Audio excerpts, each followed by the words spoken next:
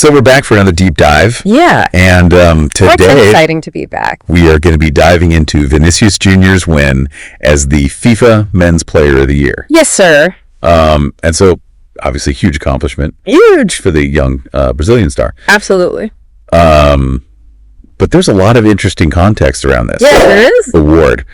Most notably, the recent boycott that he and Real Madrid took part in. Yeah. And, and of course, just these global football awards are always really interesting. Oh, they're fascinating. Because it's so subjective in a lot of ways. Absolutely. So I think there's a lot to dig into here. Yeah, I think it's a really intriguing case study, this one. Yeah. To look at sort of how these awards work, what they mean, and where Vinicius Jr. now stands in the pantheon. Yeah, exactly. So let's start, I guess, with Vini Junior himself. Yeah. Right. So Vini Junior, 24 years old. Yeah. Plays for Real Madrid. Obviously one of the biggest clubs in the world, and the Brazilian national team. Of course. And he had just a stellar year last season for Real Madrid. It was fantastic, wasn't it? Yeah, 24 goals and 11 assists. 24 goals is a great return for a winger. For anybody. Yeah, true. But yeah. Especially that position. For a winger especially. Yeah. And was crucial to Real Madrid winning both the Champions League. Of course. And La Liga titles. They wouldn't have done it without him. So a vital part of that team. And this is his first time winning such a prestigious award. Yeah. Which is, amazing accomplishment for somebody so young. And it's funny because I was looking back and I saw this quote from him and I thought it was just a really nice, touching quote where he said, it seemed impossible when I played barefoot in the streets of Sao Gonçalo. Yeah. And now I'm here. Yeah, I love that quote. It's amazing. Because, obviously it speaks to, that classic kind of rags to riches story. Humble beginnings. Yeah, and I think it resonates with anybody who's ever had like a big dream. Right.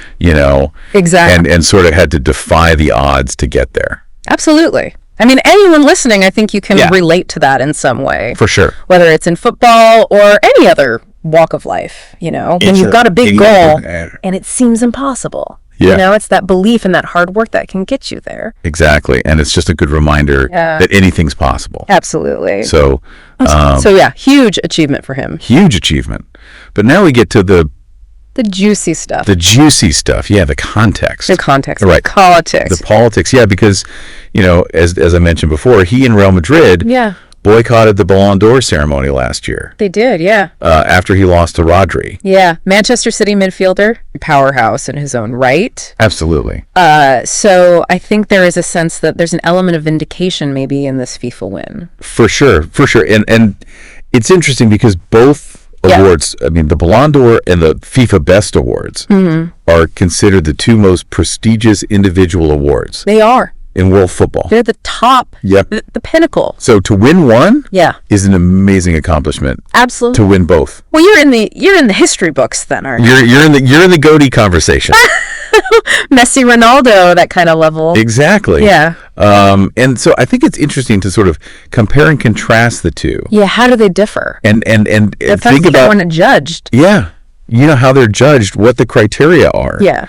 And of course, with the Ballon d'Or being boycotted by Real Madrid and Vinicius Jr. Like, how much does that affect the voting? Interesting question. Yeah. Right. So it's all very murky. It's all very murky. The politics of it. The politics of football. But let's talk about how the awards are actually decided. Okay, so how do we get to a winner?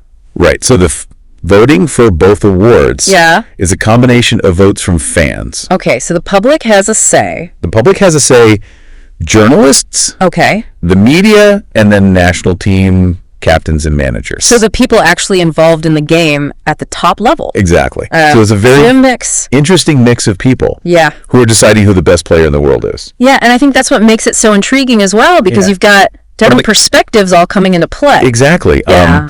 And the voting period is... Is it over a season? It's over a season, yeah. Okay. So it's August to August. So they take the whole year into account. The whole year into account. Right. Which I think is good. Yeah, it gives a fair assessment, I think, of the players' perform. Because, you have some players that might have like a really hot 6 months. Exactly. And then they kind of fade away a little bit. Right. This way, if you can be consistent. Consistency is key. For a whole year, then that's really impressive. Absolutely. And I think that's one of the things that made Vinicius Jr.'s win so impressive is that he was consistently excellent throughout that whole season. He was scoring goals. He was creating goals. He was a real threat every time he stepped on the pitch. Yeah. And as we mentioned, this is his first FIFA award. It is, yeah. But, you look at recent winners, we had Messi, the GOAT Lewandowski. Another incredible player. So he's in good company. He's joined an elite club now. Yeah.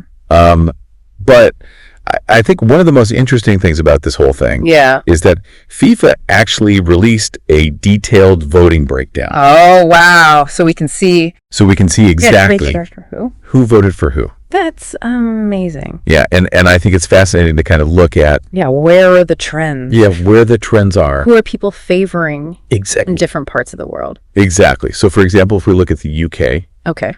The UK. England's captain, Harry Kane, actually voted for Rodri. Interesting. While the Inter manager, Lee Carsley, picked Bellingham first. So he went for a young English player. Yeah, he went with a homegrown talent. Yeah. And then similarly, Scotland and Wales managers also favored Rodri. Okay, so there's a bit of a UK bias towards... Yeah, it seems like there's a bit of a UK bias towards Rodri. Is Rodri potentially? But then you contrast that with Brazil, where both the captain and manager voted for Vinicius Jr. Obviously, yeah. Which, makes sense. You'd expect that, wouldn't you? You'd expect that they're going to back their guy. Supporting their own. And even in Spain, there was a split with their vote going to Carvajal. Another Real Madrid player. Okay. So it's just interesting to kind of see. It is, isn't it? The allegiances. Yeah, the allegiances and